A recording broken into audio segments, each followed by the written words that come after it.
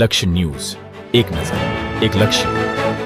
Dabhoi Dhrumil maternity હોમમાં એક માતાએ 11 વર્ષની દીકરીના જન્મ થયા બાદ એક સાથે 3 બાળકોને જન્મ આપ્યો, જેમાં એક દીકરી અને 2 દીકરા સ્વસ્થ જન્મ્યા હતા. ડોક્ટર ધર્મેશભાઈ પટેલ સાથે 2 વર્ષથી સારવાર લઈ રહેલા પ્રસૂતા અને 3 બાળકનો જન્મ થયો. પરિવારમાં ખુશીની લહેર જોવા મળી.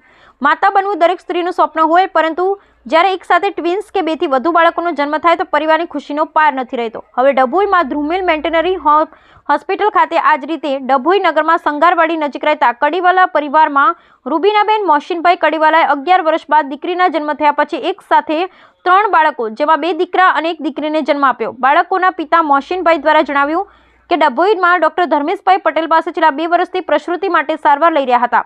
તેમના અનુભવ અને સૂઝબૂછથી અમારા પરિવારમાં 3 બાળકોએ જન્મ લીધો છે. ત્યારે ખૂબ આનંદ થઈ રહ્યો છે. ડોક્ટર ધર્મેશ પટેલ અને તેમના સ્ટાફનો સંપૂર્ણ સહયોગ હતો.